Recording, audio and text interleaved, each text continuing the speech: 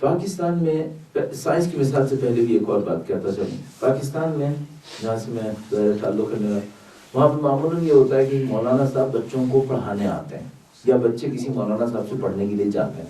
اچھا معمولاً اس کام میں یہ ہوتا ہے کہ وہ جو پڑھا رہے ہوتے ہیں وہ بچوں کو بتاتے ہیں، کہتے ہیں بھائی اصول دین 5 ہیں، وہ رٹ لیتے ہیں. کیا ہے اصول دین؟ 5 ہیں: توحید، عدل، نبوت، امامت، قیامت. اچھا وہ بچہ رٹ لیتا ہے اصول دین 5 ہیں: توحید، عدل، نبوت، امامت، قیامت. ہم 5 اصول دین کے ماننے والے ہیں: توحید، عدل، نبوت، امامت، قیامت. وہ کہتے ہیں ہم 5 کے ماننے والے ہیں: توحید، عدل، نبوت، امامت، قیامت. صحیح؟ آیا عقائد کو ایسے پڑھانا چاہیے؟ آیا عقائد یہ ہے؟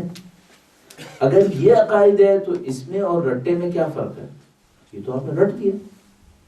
اور پھر آپ خود کہہ رہے ہیں کہ بھئی عقائد کے اندر دوسرے کی پیروی صحیح نہیں ہے، یہ تو آپ پیروی کروا رہے ہیں. آپ کہہ رہے ہیں اس سے کہو کہ بھئی خدا ایک ہے، وہ کہتے ہیں ہاں ٹھیک ہے خدا ایک ہے. اب اس سے کوئی پوچھے کیوں خدا ایک ہے، تو کہتا ہے میرے بابا نے کہا تھا خدا ایک ہے اس لیے ایک ہے. ہے یہ مشکل ہم لوگوں کے ساتھ. ہمارے ہاں زیادہ تر لوگوں کے عقائد کسی کی فالوئنگ میں ہیں، کسی کو سن کر ہیں. ایسا ایک دفعہ میرے ساتھ یہ ہوا کہ میں کلاس میں پڑھاتا تھا، اس وقت میرا خیال میں کلاس 7 یا 8 تھی میرے سامنے. میں ان کے پاس گیا، مجھے نبی کی زندگی کے بارے میں کچھ پڑھانا تھا. وہاں پہ کھڑا ہوا، بچوں سے کہا کون نبی کا نام کو سب جانتے ہیں؟ سب نے کہا سر کیسی باتیں کر رہے ہیں آپ یہ. تو میں نے کہا اچھا یہ بتاؤ سب نبی کو مانتے ہیں؟ ہاں سر سب نبی کو مانتے ہیں. ایک بچہ البتہ ہندو تھا، بظاہر ہے وہ ایگزمپٹڈ تھا. تو سب نبی کو مانتے ہیں؟ کہا ہاں سب نبی کو مانتے ہیں. اچھا کوئی نبی سے ملا ہے؟ نہیں ملا. تو کیوں مانتے ہو کہ نبی نبی تھے؟ اب کسی کے پاس کوئی جواب نہیں. سب نبی کو مانتے ہیں لیکن کوئی دلیل سے ثابت نہیں کر سکتا کہ جس نبی سے تم نہیں ملے اسے نبی کیوں مانتے ہو. اچھا کیا مشکل پیش آ رہی ہے؟ آپ نے عقائد کو دلیل سے سیکھا ہی نہیں ہے. عقائد کو کہاں سے سیکھا ہے؟ پیروی میں سیکھا ہے.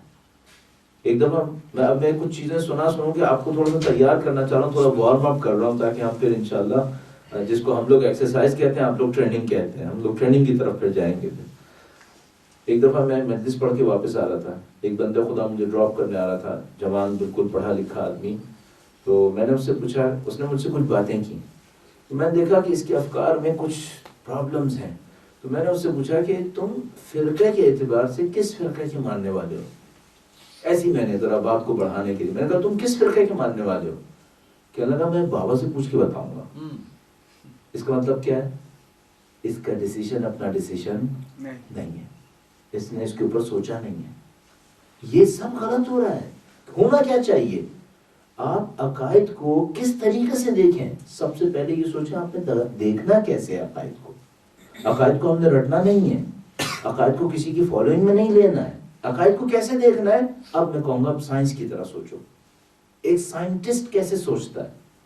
ایک سائنٹسٹ ایسے سوچتا ہے، مثلا آپ اس سے کہیں گے نا ایک سائنٹسٹ سے کہ اس میں پانی ہے، تو وہ کہے گا میں ایزیوم یہ کروں گا کہ یہاں کچھ نہیں ہے، اب ثابت کرو کہ پانی ہے یہاں پر.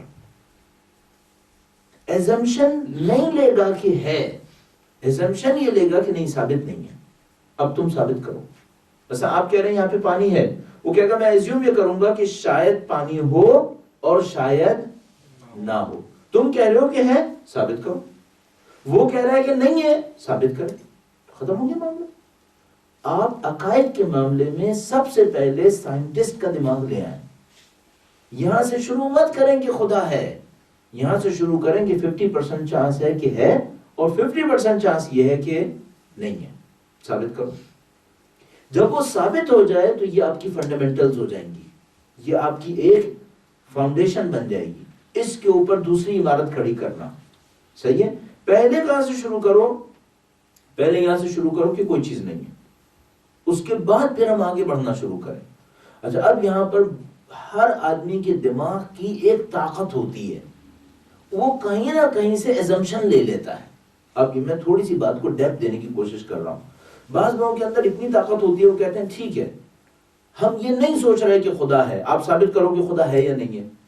بعض اس سے بھی پیچھے جاتے ہیں، اور وہ کہاں سے جاتے ہیں؟ کہتے ہیں آپ جن اصولوں کے ذریعے ثابت کرو گے کہ خدا ہے وہ اصول کہاں ثابت ہوئے تھے؟ آپ اصول سے ثابت کرو گے نا کہ خدا ہے. یہ اصول کہاں سے ثابت ہوا تھا؟ میں ایک مثال آپ کی خدمت میں عرض کرتا ہوں. اب میں رائٹنگ کی طرف جاؤں گا، یہاں پہ شاید ایک مائک لگا ہوا ہے تو انشاءاللہ آپ کو آواز آتی رہے گی، کوئی مسئلہ نہیں ہوگا. درود بھیجیں محمد و آل محمد. اللہم صلی علی محمد و آل محمد. اچھا، ہم یہاں پہ ثابت کیا کرنا شروع کر رہے تھے؟ مثلا ہم نے کہا کہ بھئی آپ عقائد کے اندر کسی بھی چیز کو بیس نہ لیں، کوئی بیس نہ لیں. یعنی آپ نے پہلے سے کہا کہ اللہ ہے، ہم نے کہا نہیں آپ یہ کام نہ کریں، آپ یہ کام نہ کریں. آپ کہاں سے شروع کریں؟ آپ ایزیوم یہ کریں کہ کوئی چیز ثابت نہیں ہوئی بھی. آپ یہاں سے شروع کریں. آپ پہلے سوچیں کہ شاید ہے اور شاید نہیں ہے. اچھا، پھر آپ کیا کریں گے؟ پھر آپ دلیل دیں گے. ٹھیک ہے، آپ ریزننگ دیں گے، آپ کوئی نہ کوئی اس کے اوپر آرگومنٹ لے کر آئیں گے، اس سے ثابت کریں گے. اب یہاں پہ ایک اور کوشچن ہے. یہ جو سسٹم ہے کہ ایک آرگومنٹ آپ دیتے ہیں اور اس سے کوئی چیز ثابت کرتے ہیں، یہ بات کہاں ثابت ہوئی ہے؟ میں ایک مثال دیتا ہوں آپ کو. مثلا فرض کریں میں آپ سے کہتا ہوں اس میز کے نیچے ایک کوئی جانور ہے.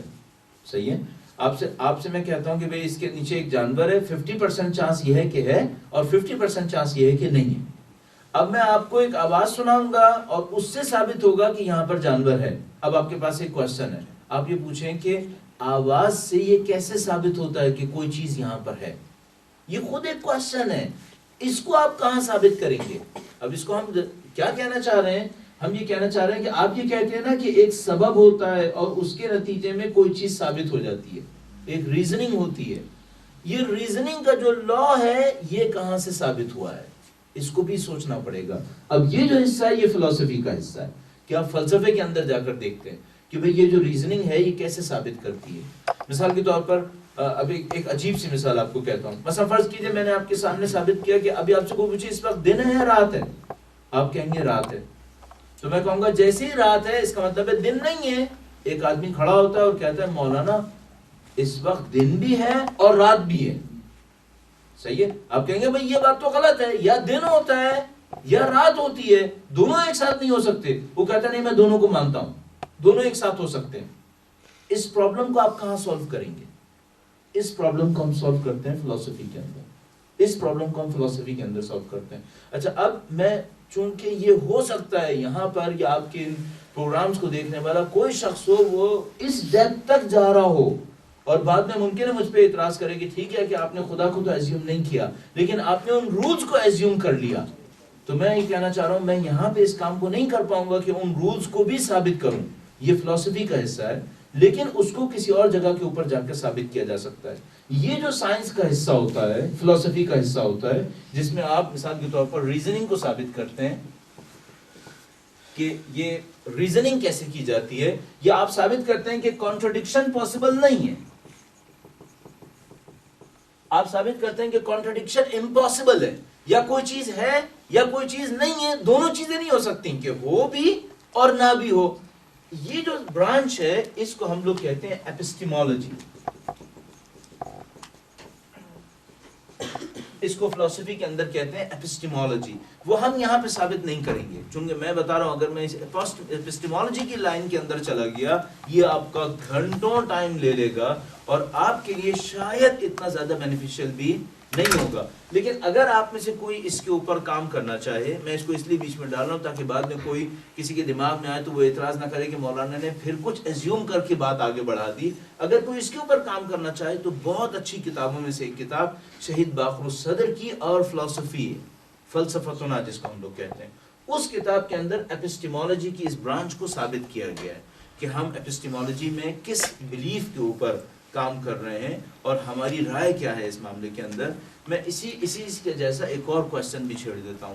بعض لوگ یہ کہتے ہیں کہ ہم جو کچھ سوچتے ہیں وہی سمجھتے ہیں کہ سچ ہے، اور جو کچھ ہم سوچتے ہیں وہ ویریبلز مختلف قسم کے ہوتے ہیں. کبھی کوئی چیز ہمیں متاثر کر دیتی ہے، ہماری سوچ صحیح پیرامیٹر کے اوپر حقیقت کو جج نہیں کر سکتی. بعض لوگوں نے یہ کہا ہے. ان تمام لوگوں کے جواب میں ہمارے پاس جو بلیف ہے یا ہمارے پاس جو آئیڈیا ہے وہ ریئلزم کہتے ہیں.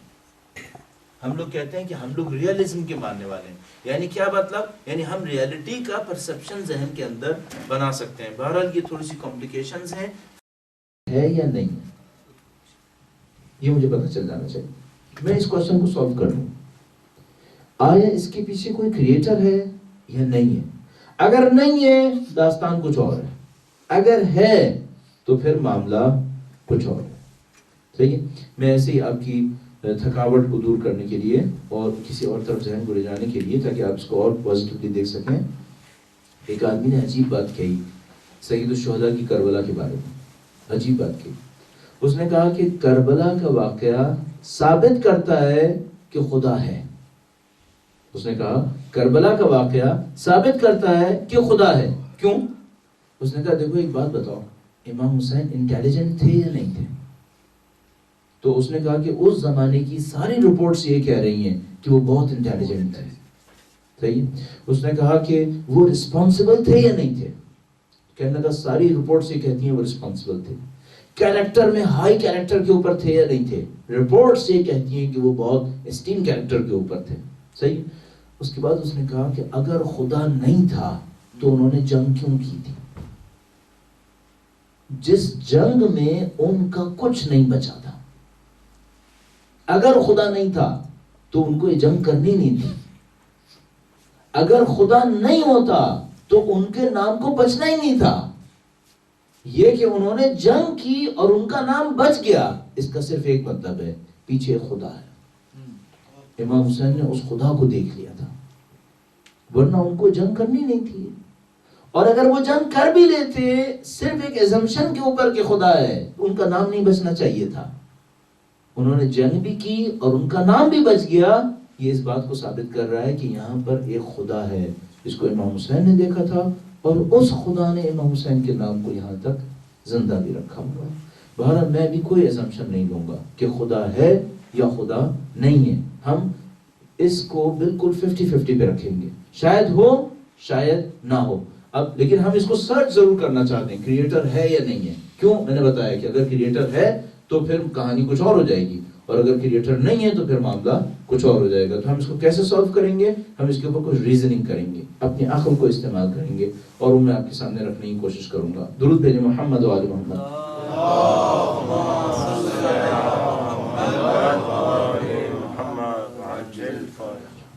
اگر ہم اس بات کو ڈسکس کرنا چاہتے ہیں کہ خدا ہے یا نہیں ہے، کیا دلیل ہے ہمارے پاس کہ خدا ہے؟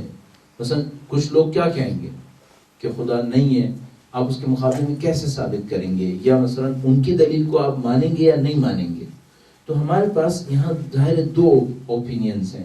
اور ایک اوپینین یہ ہے کہ یہاں پر ایک کریٹر ہے، اس کریٹر نے اس دنیا کو بنایا ہے. اور ایک اوپینین یہ ہے کہ یہاں کوئی کریٹر نہیں ہے، نو کریٹر. تو یہ سب کچھ کیوں ہوا ہے؟ یہ سب کا سب ایک ایکسیڈنٹ کے تحت ہوا. ایک ایکسیڈنٹ کے تحت ہوا. اچھا وہ ایکسیڈنٹ کیا ہے؟ اس ایکسیڈنٹ کو ہم اس وقت سائنٹیفک ٹرمز میں کہتے ہیں بگ بینگ. ایک بڑا دھماکہ. صحیح ہے. اچھا بگ بینگ کیا رہا ہے؟ بگ بینگ تھیوری کو ہمیں تھوڑا سا الیبوریٹ کرنا پڑے گا. یہ ہے کیا چیز؟ صحیح. آپ نے ہر ایک نے کہیں نہ کہیں اس کو ضرور سنا ہے، اس کے اوپر کچھ نہ کچھ وقت ضرور لگا لیا ہوگا. لیکن ہمارے پاس 2 آپشنز ہیں اس وقت. ایک تو یہ ہے کہ کریٹر ہے، ایک خدا ہے، اس نے اس پورے نظام کو بنایا ہے. صحیح ہے. اچھا یہ میں بتاتا چلوں، ہم یہ نہیں کہہ رہے کہ اس نے نظام کو بنایا ہے اور کوئی سیکوینس نہیں تھی، نہیں، اس کو ہم ڈینائی نہیں کرنا چاہ رہے ہیں. ممکن ہے سیکوینس سے بنایا ہو، ممکن ہے ایک دم یوں کھڑے کھڑے بنا دیا ہو. جیسا بھی بنایا ہے، ایک اوپینین یہ کہ پیچھے کوئی ہے جو بنا رہا ہے اور چلا رہا ہے، اور ایک اوپینین یہ کہ نہیں بھائی پیچھے کی کوئی داستان نہیں ہے، جو کچھ ہے وہ یہیں پر ہے. تو وہ جو کہہ رہا ہے کہ جو کچھ ہے یہیں پر ہے، ہم اس سے پوچھتے ہیں کہ یہ بنا کیسے ہے؟ تو کہتے ہیں یہاں پہ ایک ایکسیڈنٹ ہوا ہے، ایک دھماکہ ہوا ہے، اور اس دھماکے کے نتیجے میں یہ سب کچھ بن گیا ہے. اچھا وہ دھماکے کے بعد یہ سب کچھ کیسے بن گیا؟ کہا کہ بھائی دھماکہ ہوا، ایک کنڈنس میٹر تھا. ہم یوں لے لیتے ہیں یہ کوئی یونیورس نہیں تھی، کوئی